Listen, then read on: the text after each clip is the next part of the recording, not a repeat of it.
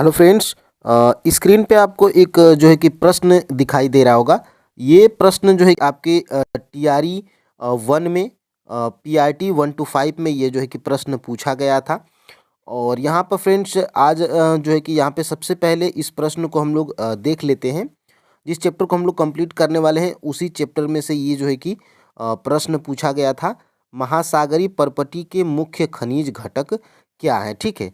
तो इसका जो है कि राइट आंसर क्या है, सिलिका और मैग्नीशियम, ठीक है। तो यहाँ पे ऑप्शन नंबर यहाँ से ए बिल्कुल राइट आंसर है। और यहाँ पे देखिएगा जिस बुक को हम लोग पढ़ने वाले हैं क्लास 7th की, देखिएगा यहाँ पे महासागर की जो है कि परपटी के मुख्यतः सिलिका एवं मैग्नीशियम है, ठीक है।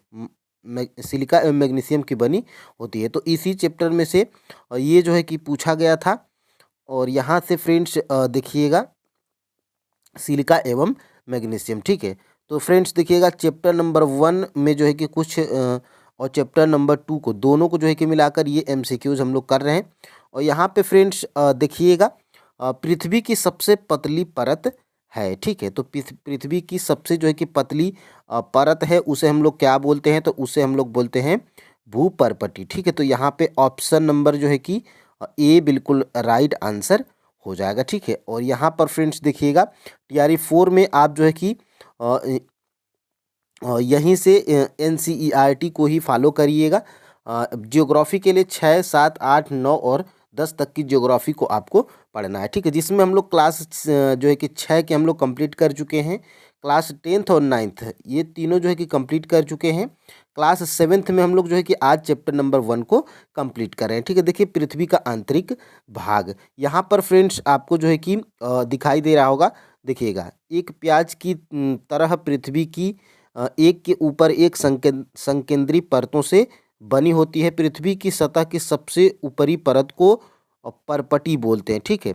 यह सबसे पतली परत होती है, ठीक है। तो यहाँ से ये देखिए ये परपटी है, यहाँ पे आपको दिख रहा होगा ये जो है कि पृथ्वी की सबसे पतली परत होती है। अब देखिए यहाँ से आगे हम लोग बढ़ते हैं।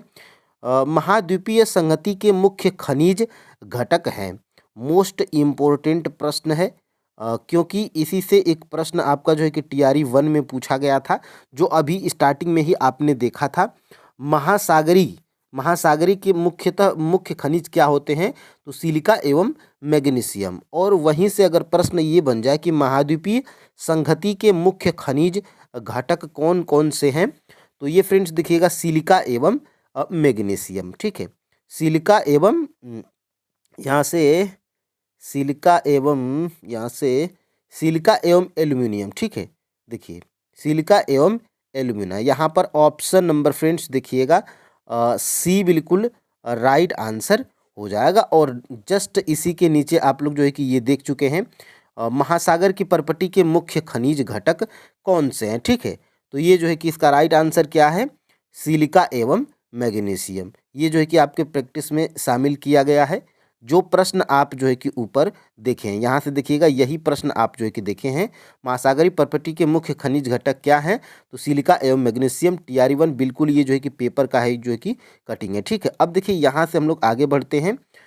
यहाँ से ये आपके जो है कि चैप्टर नंबर 2 में दिया गया है 7th में। देखिए फ्रेंड्स चैप्टर नंबर 1 और 2, चैप्टर नंबर 1 जो है कि ज़्यादा खास नहीं था, उसमें से 2-4 प्रश्न ही मिले बढ़िया। और ये जो है कि चैप्टर नंबर 2 है, ठीक है। तो यहाँ पे देखिएगा पृथ्वी का आंतरिक भाग।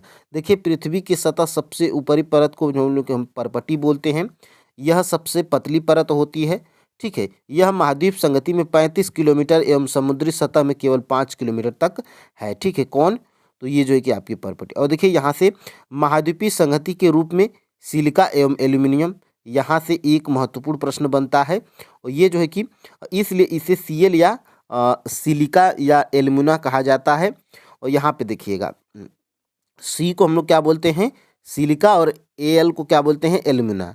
तो इसीलिए इसे क्या बोला जाता है, सीएल बोला जाता है, ठीक है। देखिए महासागर की परपटी का मुख्यतः कौन कौन से खनिज होते हैं, तो सिलिका एवं मैग्नीशियम। दो आपको याद रखना है, महाद्वीप का सिलिका एवं एल्यूमिनियम और महासागर की सिलिका एवं मैग्नीशियम, ठीक है। तो ये महत्वपूर्ण है। और यहाँ से आगे हम लोग देखते हैं इसको। देखिएगा, विश्व की सबसे गहरी खान दक्षिण अफ्रीका में स्थित है तथा इसकी गहराई लगभग 4 किलोमीटर तक है। ठीक है, यहाँ से ये प्रश्न बनता है और यहाँ से ये हो गया है। अब देखिए यहाँ से पृथ्वी की सबसे भीतरी परत कौन सी होती है। ठीक है, तो पृथ्वी की सबसे जो है कि भीतरी परत क्रूड होती है। ऑप्शन नंबर यहाँ से बी बिल्कुल राइट आंसर हो जाएगा। ठीक है, अब देखिए यहाँ से हम लोग आगे बढ़ते हैं। यहाँ से देखिएगा, पृथ्वी की आंतरिक परत क्रोड किसकी बनी होती है, यानी कि पृथ्वी की आंतरिक परत तो क्रोड होती है, लेकिन ये क्रोड जो है कि किसकी बनी होती है, ये प्रश्न जो है कि पूछा जा रहा है। तो निकिल और लोहा की बनी होती है। ठीक है, निकिल और लोहा की बनी होती है।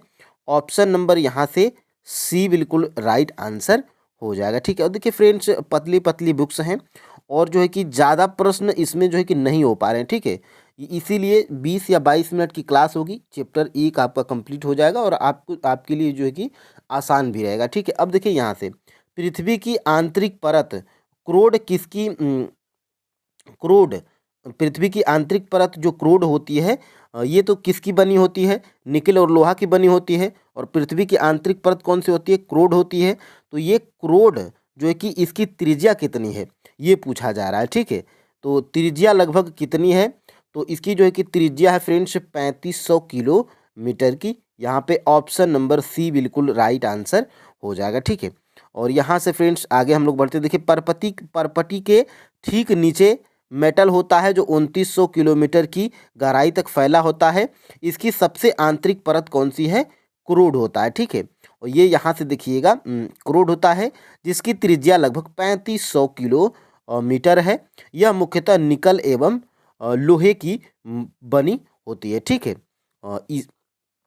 इसे हम लोग निफे भी बोलते हैं। ठीक है, और देखिए केंद्रीय क्रोड का तापमान एवं दाब काफ़ी उच्च होता है। ठीक है, अब देखिए यहाँ से हमारी पृथ्वी की त्रिज्या लगभग कितनी है, तो हमारी पृथ्वी की त्रिज्या की बात करेंगे तो 6371 किलोमीटर, यानी कि 6371 किलोमीटर, ये जो है कि हमारी पृथ्वी की त्रिज्या है। ठीक है, तो ऑप्शन नंबर यहाँ से बी बिल्कुल राइट आंसर हो जाएगा। अब देखिए यहाँ से इसको अगर देखते हैं, देखिए क्या आप जानते हैं, मैं आपको बताया हूँ कि अगर NCERT के बुक्स में क्या आप जानते हैं करके दिया गया हो और कुछ यहाँ पे चित्र बना करके, तो समझ जाइए कि यहाँ पे महत्वपूर्ण चीज़ें दी गई हैं। ठीक है, देखिए पृथ्वी के आयतन का केवल 1% हिस्सा ही परपटी है, 84% मेटल एवं 15% हिस्सा क्या है, क्रूड है। ठीक है, और पृथ्वी की त्रिज्या कितना है, तो 6371 यानी कि 6371 किलोमीटर है। ठीक है, अब देखिए यहाँ से पिघला हुआ मैग्मा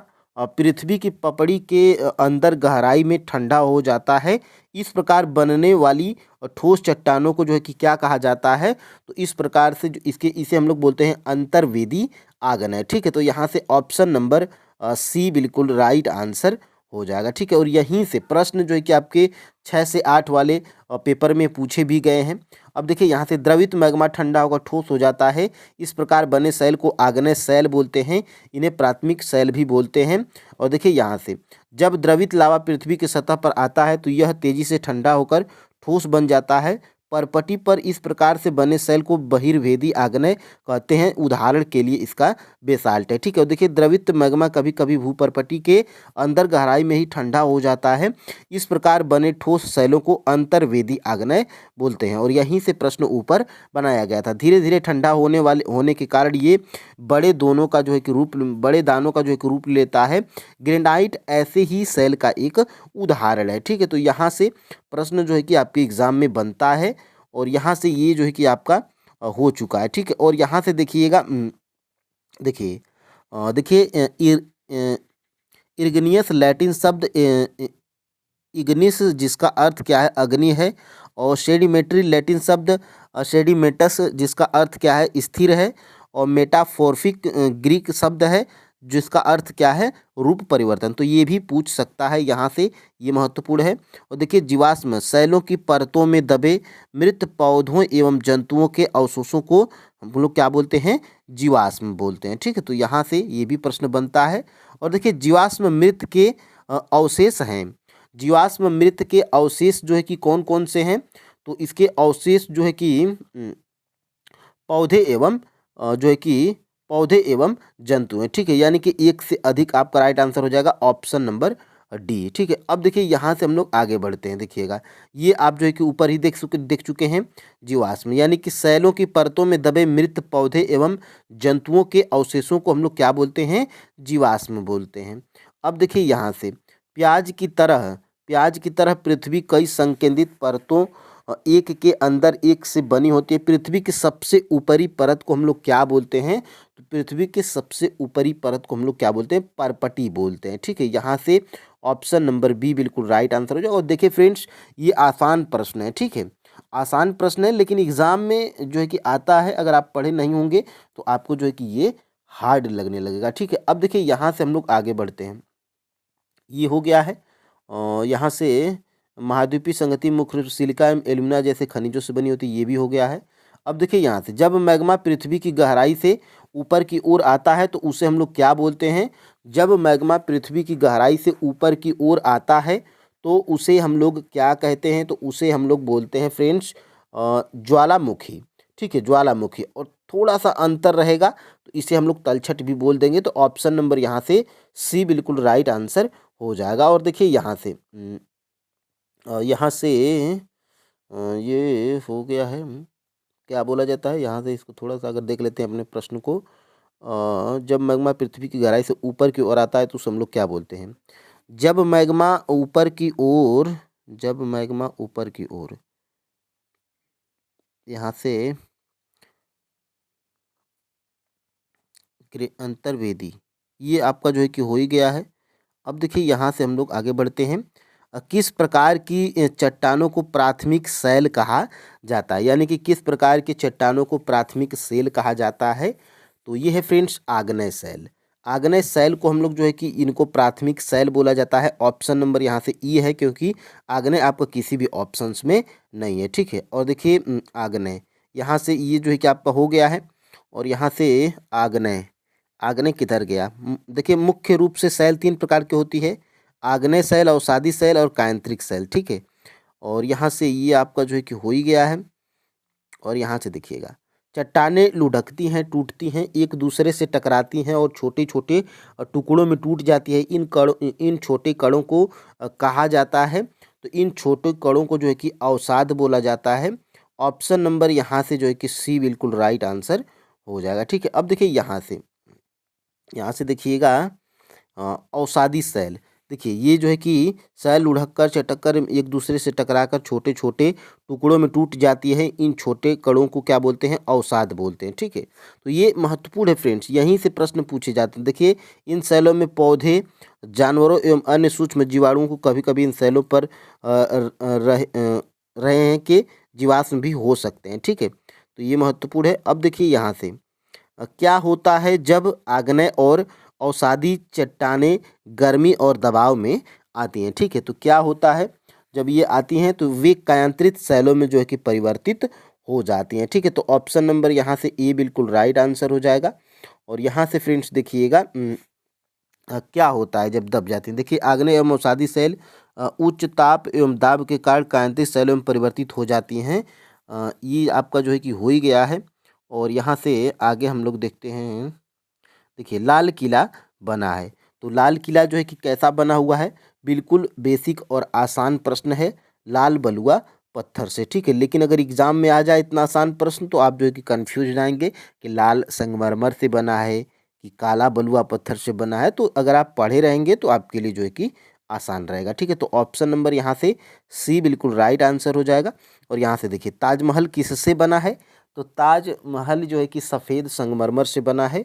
ऑप्शन नंबर यहाँ से जो है कि बी बिल्कुल राइट आंसर हो जाएगा, ठीक है। यहाँ से बी बिल्कुल राइट आंसर है। और ये देखिए दोनों दिया गया है, ठीक है। देखिए लाल किला लाल बलुआ पत्थर से बना है और ताजमहल सफ़ेद संगमरमर से बना है। ये आपके जो है कि बुक में इस चैप्टर में जो है कि चित्र बनाकर दिया भी गया है, ठीक है। ये आपका हो गया है। और यहाँ से ये आपका जो है कि कुछ जानकारी यहाँ से देखिएगा। देखिए क्या आप जानते हैं कि द्रवित मैग्मा ठंडा होकर ठोस आग्नेय शैल बन जाता है। ये आग्नेय शैल छोटे छोटे टुकड़ों में टूटकर एक स्थान से दूसरे स्थान पर स्थानांतरित होकर अवसादी शैल का निर्माण करते हैं। ताप एवं दाब के कारण ये आग्नेय शैल आग्नेय एवं अवसादी सेल कायांतरित सेल में बदल जाती है। तो यहीं से ये देखिए, ये आग्नेय है और ये अवसादी है, और यहाँ से तब के ये जो देखिए क्या बन गया है, कायांतरित सेल में जो है कि परिवर्तित हो गया है। तो ये चक्र जो है कि चलता रहता है, ठीक है। अब देखिए यहाँ से ये आपका जो है कि पूरा चैप्टर कंप्लीट होता है। बिल्कुल छोटा सा चैप्टर है, और इसमें फ्रेंड्स लगभग आपके 6 या 7 ही चैप्टर हैं, ठीक है। तो इसको भी हम लोग जल्द ही कंप्लीट कर लेंगे। फिर उसके बाद बच जाएगा हमारा क्लास 8th की जियोग्राफी। फिर उसके बाद जो है कि हम लोग हिस्ट्री और जो है कि साइंस को कंप्लीट करेंगे, ठीक है। और बाकी आपको अगर रीजनिंग की भी प्रैक्टिस चाहिए तो आप कमेंट करिएगा। फिलहाल आज के लिए इतना ही। जय हिंद।